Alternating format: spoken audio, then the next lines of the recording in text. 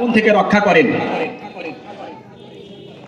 হাদিস শরীফে আম্মা জান আয়েশা রাদিয়াল্লাহু তাআলা আনহা বলেন, মুসলিম শরীফের 373 নম্বর হাদিস, এই হাদিসে আম্মা জান আয়েশা রাদিয়াল্লাহু আনহা বলেন, কানা রাসূলুল্লাহ সাল্লাল্লাহু আলাইহি ওয়াসাল্লাম ইয়াযকুরুল্লাহ আলা কুল্লি আহইয়ানিহি, যে আল্লাহর রাসূল সাল্লাল্লাহু আলাইহি ওয়াসাল্লাম সব সময় সর্বদা আল্লাহ তাআলার জিকিরে লিপ্ত থাকতেন। ونشهد أن لا إله إلا الله وحده لا شريك له ونشهد أن سيدنا ومولانا محمدا عبده ورسوله أما بعد فأعوذ بالله من الشيطان الرجيم بسم الله الرحمن الرحيم لتجدن أشد الناس عداوة للذين آمنوا اليهود والنصارى ولتجدن أقربهم مودة للذين آمنوا الذين قالوا إنا نصارى ذلك بأن منهم قسيسين ورهبانا وأنهم لا يستكبرون صدق الله المولانا العظيم وقال رسول الله صلى الله عليه وسلم صيام يوم عاشوراء أحتسب على الله أن يكفر السنة التي قبله أو كما قال رسول الله صلى الله عليه وسلم الحمد لله আজকে 10 মুহররম কোন থেকে রক্ষা করেন। হাদিস শরীফে আম্মা জান আয়েশা রাদিয়াল্লাহু তাআলা আনহা বলেন, মুসলিম শরীফের 373 নম্বর হাদিস, এই হাদিসে আম্মা জান আয়েশা রাদিয়াল্লাহু আনহা বলেন, কানা রাসূলুল্লাহ সাল্লাল্লাহু আলাইহি ওয়াসাল্লাম ইয়াযকুরুল্লাহ আলা কুল্লি আহইয়ানিহি, যে আল্লাহর রাসূল সাল্লাল্লাহু আলাইহি ওয়াসাল্লাম সব সময় সর্বদা আল্লাহ তাআলার জিকিরে লিপ্ত থাকতেন। তো রাসূল সাল্লাল্লাহু আলাইহি ওয়াসাল্লামের আদর্শ থেকেও আমরা পেলাম যে আল্লাহ রাসূল সাল্লাল্লাহু আলাইহি ওয়াসাল্লাম সব সময় আল্লাহ তাআলার জিকিরে মশগুল থাকতেন। তো এজন্য ভাই, নতুন বছর শুরু হয়েছে, পুরনো বছর শেষ হয়েছে। মুফাসসিরিনে কেরাম লিখেন যে যখন একটা পুরাতন বছর শেষ হয়, এই বছরটা আমাদেরকে ডেকে বলে যে তুমি তোমার বিগত দিনের হিসাব মেলাও। আর নতুন বছর যখন শুরু হয়, তো তখন এই বছরটা আমাদেরকে ডেকে বলে যে তুমি তোমার এই মহামূল্যবান সময়কে, জীবনের এই সময় আর তুমি কোনোদিন পাবে না, এই সময়কে তুমি যথাযথ কাজে লাগাও, কাজে লাগিয়ে পরকালের পাথেও জোগাড় করো।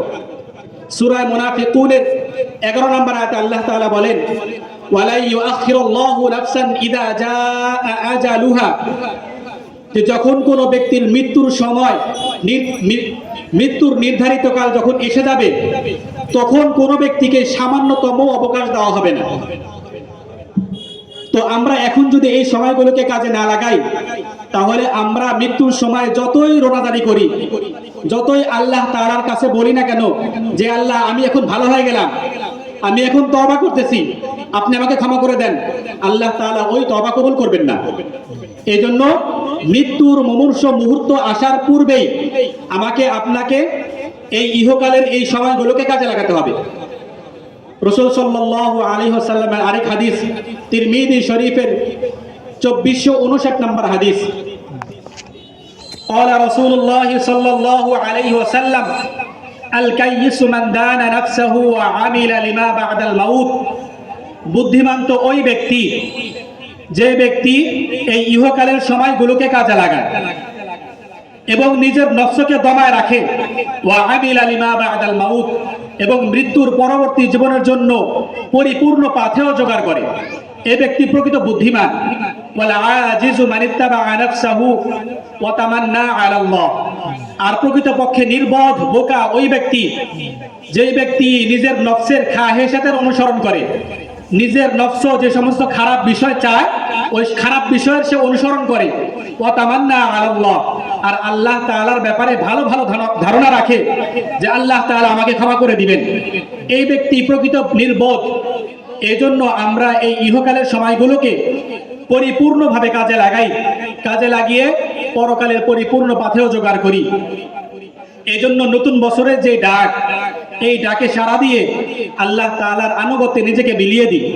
রাসূল সাল্লাল্লাহু আলাইহি ওয়াসাল্লামের হাদিস, মুসলিম শরীফের 223 নম্বর হাদিস, রাসূল বলেন, কুল্লুন নাস ইয়াগদু, প্রত্যেক মানুষই রাত্রি যাপন করে সকাল করে, ফাবাইউন নাফসাহু, তো সকাল হলে সে নিজেকে বিক্রি করে দেয়, ফামুতিকুহা আও মুবিকুহা, কিভাবে বিক্রি করে? আল্লাহ তাআলার আনুগত্যে নিজেকে বিলিয়ে দিয়ে নিজের জীবনকে ধ্বংসের মুখ থেকে রক্ষা করে, আও মুবিকুহা, নতুবা নিজের নফসের অনুসরণ করে, শয়তানের অনুসরণ করে নিজের জীবনকে ধ্বংসের মুখে ঠেলে দেয়। এই জন্য আমরা কেউই আমাদের জীবনের একটা মুহূর্ত আল্লাহ তাআলার নাফরমানিতে কাটাবো না, আল্লাহ তাআলার আনুগত্যে কাটাবো। আল্লাহ তাআলা আমাদের সবাইকে তৌফিক দান করুন, সকলে বলি আমিন। এটা মুহররম মাস, 1447 হিজরি মুহররম মাস। প্রতিটা মাস সম্পর্কেই হাদিস শরীফে আমলের বিষয় আসছে, গুরুত্ব আসছে। তো প্রতিটা মাসের বাহিরেও এই মুহররম মাস এর চাইতে বেশি সম্মান রাখে। আল্লাহ তাআলা পবিত্র কোরআনে কারীমের সূরা তাওবা ইরশাদ করেন, ইন্না ইদ্দাতাশ শুহুরি ইনদাল্লাহি 12 শাহরা ফি কিতাবিল্লাহি ইয়াওমা খালাকাস সামাওয়াতি ওয়াল আরদ, যে আল্লাহ তাআলার নিকটে মাসসমূহের গণনা 12টি। এটা আল্লাহ তাআলার কিতাবেই লিপিবদ্ধ আছে, লাউহে মাহফুজে। কবে থেকে? ইয়াওমা খালাকাস সামাওয়াতি ওয়াল আরদ, যেদিন আল্লাহ তাআলা আসমান জমিন সৃষ্টি করেছেন সেদিন থেকেই। মিনহা আরবাতুল হুরুম, এই 12 মাসের 4টা মাস হলো অধিক সম্মানিত। 12 মাসের মধ্যে 4টা মাস অধিক সম্মানিত। তো এই আয়াতে 4টি মাস সম্মানিত এই কথা আসছে, কিন্তু কোন 4টি মাস সম্মানিত এই কথা এই আয়াতে নেই। এই কথা রাসূলের হাদিসে আসছে, বুখারী শরীফের 4662 নম্বর হাদিস। আল্লাহ রাসূল সাল্লাল্লাহু আলাইহি ওয়াসাল্লাম ইরশাদ করেন, ইন্নাজ জামানা ক্বাদ ইস্তাদারা কাহাইআতিহি ইয়াওমা খালাকাস সামাওয়াতি ওয়াল আরদ, যে সময় তার স্বীয় অবস্থাতে ফিরে এসেছে। আসমান জমিন সৃষ্টি করার সময় যেভাবে চলছিল, সময় আজকেও সেভাবেই চলা শুরু করেছে। এই কথা রাসূল এই জন্য বলেছেন, জাহেলি যুগের মানুষেরা আল্লাহ তাআলার এই 12 মাসকে যেভাবে আল্লাহ তাআলা দিয়েছেন সেভাবেই পালন করতো না। তারা তাদের নিজের মতো করে সময়কে বাড়াইতো, সময়কে কমাইতো। যখন মন চাইতো তারা বলতো এটা মুহররম মাস, যখন মন চাইতো তখন বলতো এটা রজব মাস, যখন মন চাইতো তখন বলতো এটা রমজান মাস। অর্থাৎ তাদের ইচ্ছা মতো সময়কে তারা ব্যয় করেছে। কিন্তু রাসূল সাল্লাল্লাহু আলাইহি ওয়াসাল্লাম তার যুগে তিনি ইরশাদ করেন যে এখন সময় আল্লাহ তাআলা আসমান জমিন সৃষ্টির যেইভাবে সময় চলছিল ঠিক ওইভাবে আগের মতো সময় আবার আবর্তিত হওয়া শুরু করেছে। তো as-sanatu 12 শাহরা, বছর হলো 12 মাস। মিনহা আরবাতুন হুরুম, এই 12 মাসের মধ্যে 4টি হলো সম্মানিত মাস। সালাতুম মুতাওয়ালিয়াত, এই 4 মাসের মধ্যে 3টি মাস হলো যথাক্রমে আসবে, যুলকাদা ওয়া যুলহিজ্জা ওয়াল মুহররম। এই 4 মাসের 3 মাস লাগাতার পাশাপাশি সাথে সাথে। 1 নম্বর যুলকাদা, আমরা বলি যিলকদ। 2 নম্বর যুলহিজ্জা, আমরা বলি যিলহজ। 3 নম্বর মুহররম, ওয়া রাজাবু মুদাররাল্লাযী বাইনা জুমাদা ওয়া শাবান। 4র্থ নাম্বার হলো জুমাদাল আখিরা এবং রজব শাবান। জুমাদাল আখিরা এবং শাবান এই 2 মাসের মধ্যবর্তী, সেটা হলো কি? সেটা হলো রজব মাস। এই হাদিসে স্পষ্ট পাইলাম যে মুহররম মাস 4 মাস অধিক সম্মানিত। এই অধিক সম্মানিত 4 মাসের 1 মাস হলো মুহররম মাস। তো এটা হলো মুহররম মাসের তাৎপর্য। নাসাই শরীফের 4216 নম্বর হাদিসে, এই হাদিসও মুহররম মাসের সম্পর্কে আল্লাহ রাসূল সাল্লাল্লাহু আলাইহি ওয়াসাল্লাম বলেন, আফদালুল আশহুরি শাহরুল্লাহিল্লাযী তাদউনাহুল মুহররম, যে অধিক সম্মানিত মাস হলো আল্লাহর মাস। অধিক সম্মানিত মাস সেটা হলো আল্লাহর মাস, যাকে তোমরা মুহররম বলে সম্বোধন করে থাকো। তাহলে এই হাদিস দ্বারাও প্রমাণিত যে মুহররম মাস সম্মানিত মাসগুলোর মধ্য থেকেও অধিক সম্মানিত। এই জন্য মুহররম মাস, এই মাসকে আমরা যথাযথ কাজে লাগাতে পারি কিভাবে, এই মাসের কোনো আমল, কোনো করণীয় কাজ আছে কিনা আমাদের জানা উচিত।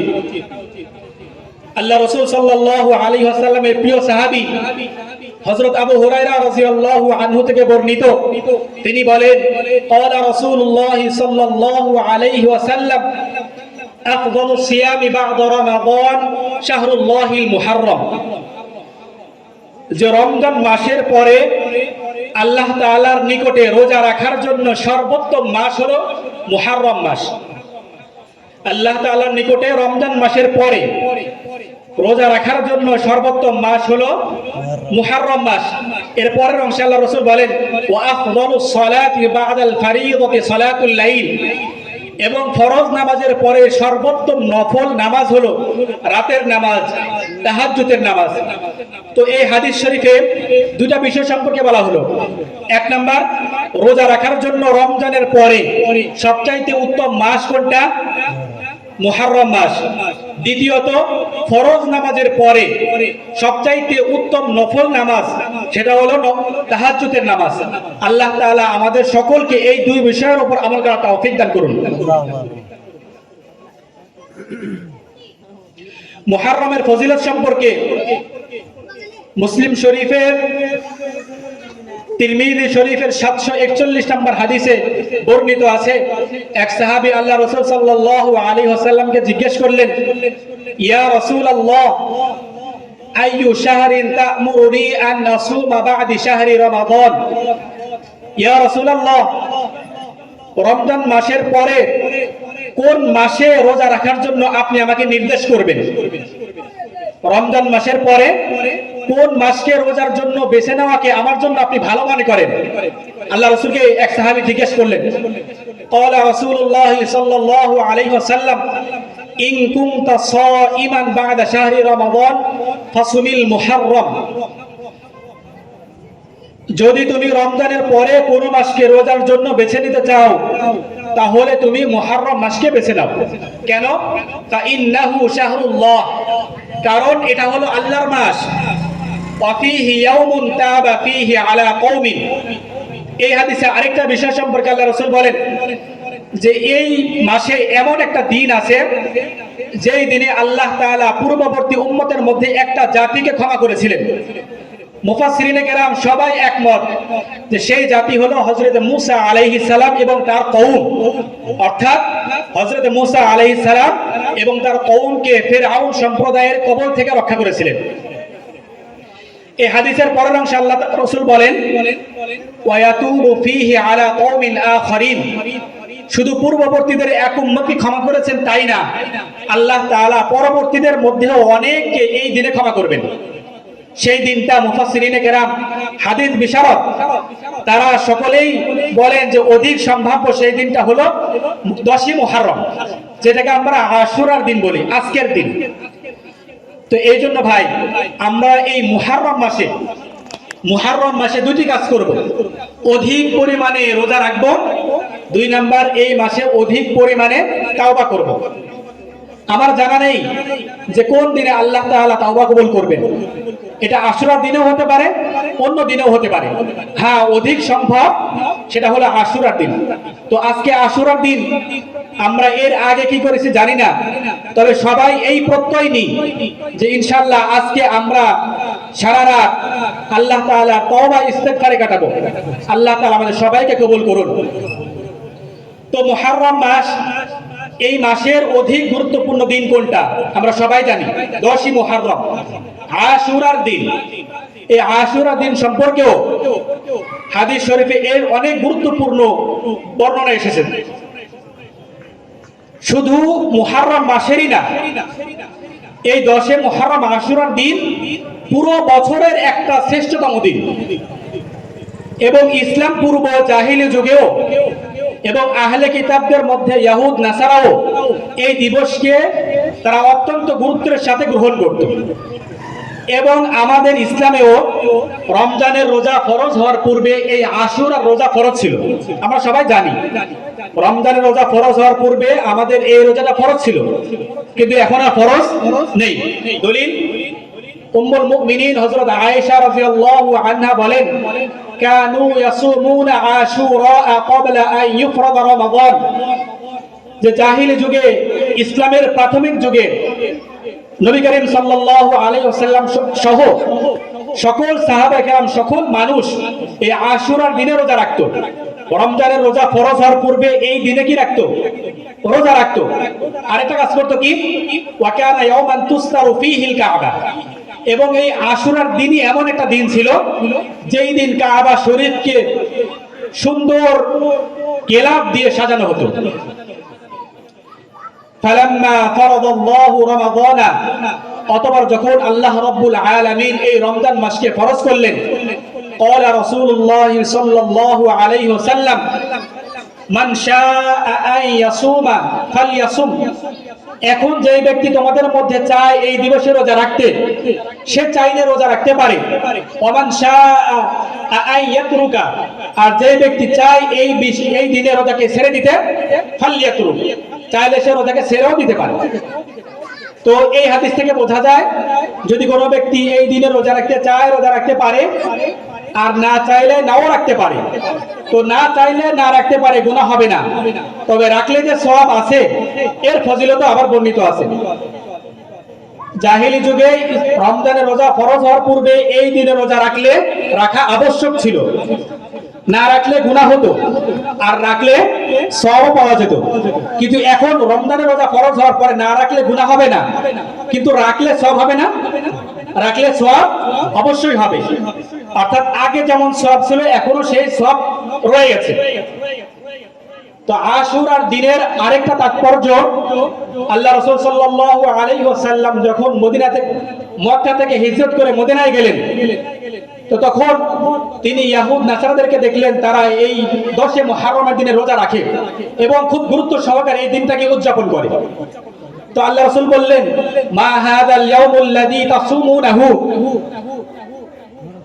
হে ইহুদি নাসারা, এই দিনটা কোন দিন যেই দিনে তোমরা রোজা রাখতেছো? তো ইহুদ নাসারা বলল যে ইন্নাহু ইয়াউমুন আযীমুন, নিশ্চয়ই এটা একটা মহান দিন। আনজাল্লাহু মূসা ওয়া কওমাহু, এই দিবসে আল্লাহ তাআলা হযরত মূসা আলাইহিস সালাম এবং তার কওমকে রক্ষা করেন। ওয়া গররাকা ফিরআউন ওয়া কওমাহু, এবং ফিরআউন এবং তার কওমকে দরিয়ায় নিমজ্জিত করেন। ফাসামাহু মূসা শুকরান লিল্লাহি তাআলা, এর শুকরিয়া স্বরূপ আল্লাহ তাআলার কৃতজ্ঞতা জ্ঞাপনার্থে হযরত মূসা আলাইহিস সালাম এই দিবসে রোজা রাখতেন। ওয়া নাহনু নাসুমু, এবং আমরাও এই দিবসে রোজা রাখি। এই কথা শোনার পরে রাসূল কারীম সাল্লাল্লাহু আলাইহি ওয়াসাল্লাম বললেন, ফানাহনু আহাক্কু বিমূসা ওয়া আওলা মিনকুম, আরে তাহলে তো আমরাও তোমাদের চাইতে হযরত মূসা আলাইহিস সালামের অনুসরণ করার বেশি হকদার। তোমরা ইহুদরা নিজেরা মুখে বলো যে তোমরা মূসাকে নবী মানো, কিন্তু মূসা আলাইহিস সালামের সমস্ত কথাকে